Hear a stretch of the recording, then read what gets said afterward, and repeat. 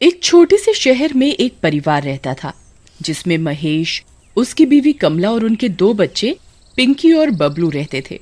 महेश कपड़े की एक फैक्ट्री में काम किया करता था। एक दिन फैक्ट्री में आग लगने के कारण फैक्ट्री के मालिक ने बहुत से लोगों को काम से निकाल दिया, जिसमें एक महेश भी था। वैसे ही महेश आर्थिक तंगी से गुजर रहा था और ऊपर से नौकरी चले जाने के कारण घर के हालात और खराब हो गए थे। एक दिन पूरा परिवार साथ बैठकर खाना खा रहा होता है। तब कमला महेश से बोलती है, घर का राशन खत्म होने वाला है, बस 3-4 दिन का ही राशन बचा हुआ है। क्या करूं, कुछ समझ नहीं आ रहा। कहीं कोई नौकरी भी तो नहीं मिल रही। अभी तो घर का किराया भी देना है। अगर मुझे जल्दी कोई नौकरी नहीं मिली तो हम सड़क पर आ जाएंगे। परेशान मत हो पापा, भगवान कोई ना कोई रास्ता जरूर निकाल देंगे। अगले ही दिन सुबह पड़ोस की एक औरत महेश के घर आती है। सब लोग उनको प्यार से मौसी बुलाते थे। वो बहुत अच्छे पैसे वाले घर से थी और अक्सर लोगों की मदद किया करती थी। अरे कमला, मैंने सुना कि महेश की नौकरी चली गई और तुम्हारे घर के हालात भी कुछ ठीक नहीं चल रहे हैं। जी मौसी, बस मैं आपको क्या बताऊं कि इस वक्त हम लोग कितने बुरे हालातों से गुजर रहे हैं। परेशान मत हो कमला, सब ठीक हो जाएगा।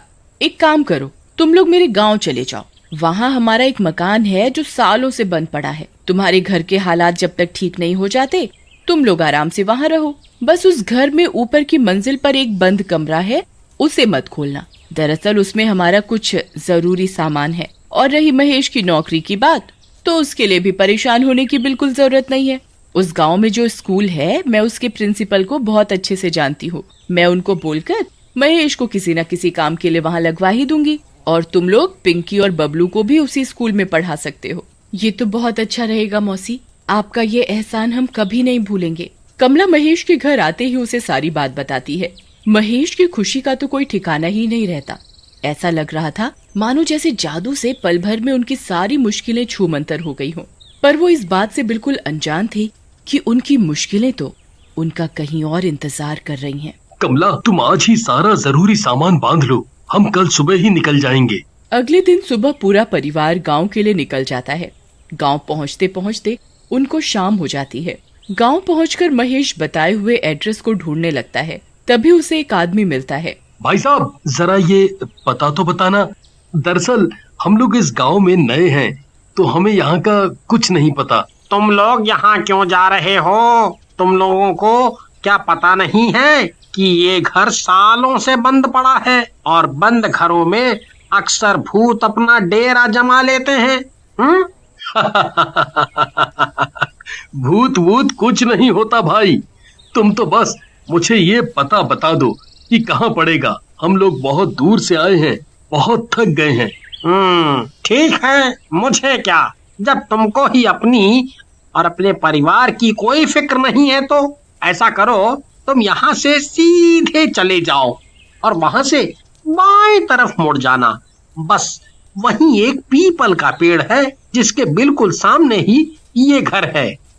महेश अपने परिवार के साथ उस घर तक पहुंच जाता है। घर देखकर साफ पता चल रहा था कि वहाँ कई सालों से कोई झांका भी नहीं है।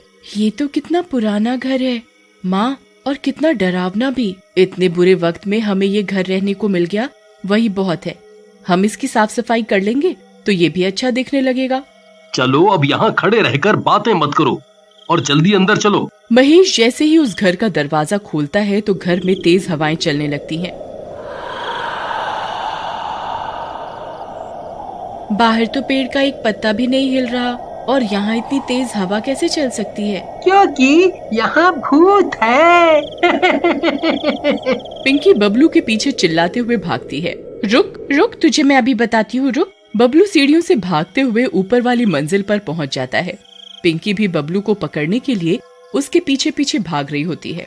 बबलू को अचानक किसी औरत के रोने की आवाज आती है। बबलू वहीं रुक जाता है और ध्यान से उस आवाज को सुनने लगता है, पर आवाज अचानक से बंद हो जाती है।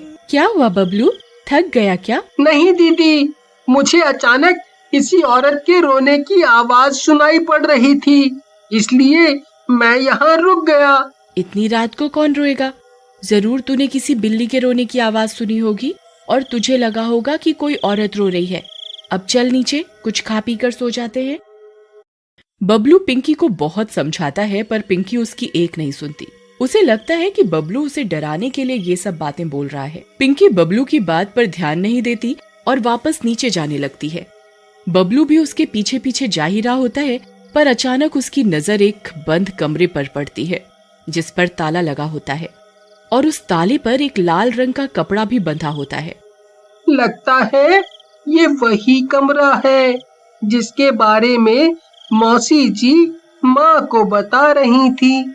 ऐसा क्या जरूरी सामान रखा है इस कमरे में जो इस पर इतना बड़ा ताला लगा है? तुझे इतना सोचने की जरूरत नहीं है।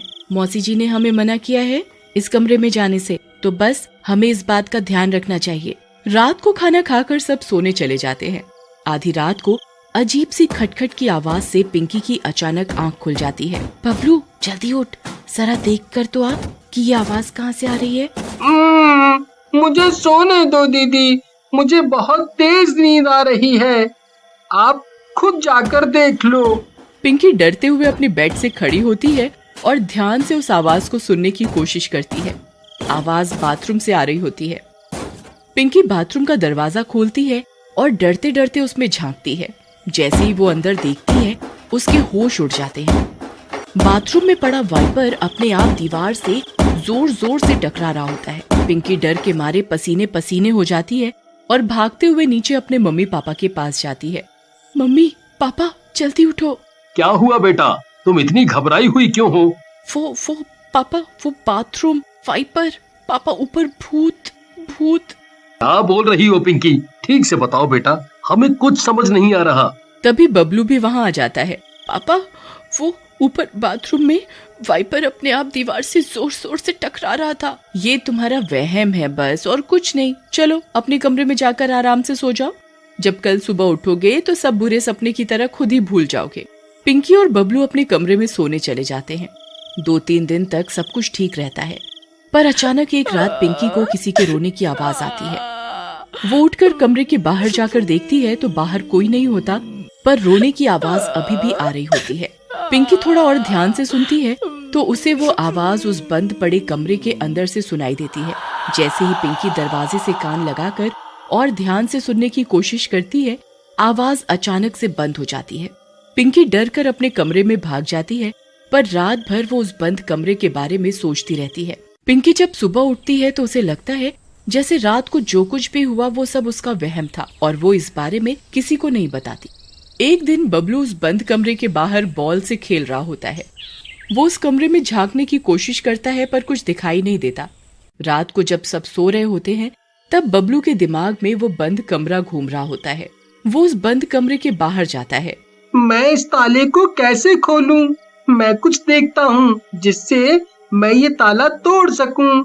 बबलू जल्दी से एक हथौड़ी ढूंढ कर लाता है और उस ताले को तोड़ देता है। जैसे ही वो उस कमरे की कुंडी खोलता है उसे पीछे से किसी के आने की आवाज आती है। दरअसल पिंकी हथौड़ी की आवाज से उठकर बाहर आ जाती है। कौन है यहाँ? कौन है यहाँ? ये ताला किसने तोड़ा? ये जरूर बबलू का काम है। वो अपने बिस्तर पर भी नहीं था। पिंकी से रहा नहीं जाता और वो कमरे के दरवाजे को खोलकर अंदर झांकती है। उसको तभी एक झटका सा लगता है जैसे उसके अंदर किसी की आत्मा घुस गई हो। पिंकी को बहुत अजीब सा महसूस होता है और वो अपने कमरे में जाकर सो जाती है। अगले दिन सुबह उठते ही महेश अपनी नौकरी के सिलसिले में सुबह ही घर से निकल जाता है।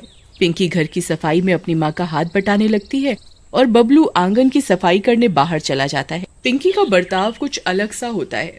वो बिल्कुल चुपचाप खिड़की पर खड़ी बाहर पीपल के पेड़ को ऐसे देख रही होती है जैसे वो अपने होश में ही ना हो। पिंकी, तू वहाँ खड़ी क्या देख रही है? चल जल्दी से मेरे साथ काम करवा। पिंकी कमला की आवाज सुनकर एकदम होश में आती है। उस दिन से पिंकी कभी कभी अजीब बर्ताव करने लगी थी। वो अक्सर उस पीपल के पेड़ को देखती रहती थी। एक दिन पिंकी अपने कमरे में लगे शीशे को एक कपड़े से साफ कर रही होती है। तभी उसे शीशे में एक चुड़ैल अपने पीछे खड़ी हुई दिखाई देती है। पिंकी जैसे ही पीछे मुड़ती है तो वहाँ कोई नहीं होता। पिंकी फिर से शीशे को साफ करने लगती है तो इस बार वो चुड़ैल अपने बड़े बड़े नाखूनों वाले हाथ पिंकी की गर्दन पर रख देती है। मम्मी, बबलू, मुझे बचाओ, जल्दी आओ, ये चुड़ैल मुझे मार डालेगी। कमला और बबलू जल्दी से पिंकी के कमरे में आते हैं तो देखते हैं कि पिंकी बेहोश पड़ी है। अगर आप आगे की कहानी देखना चाहते हैं तो कमेंट करके जरूर बताएं।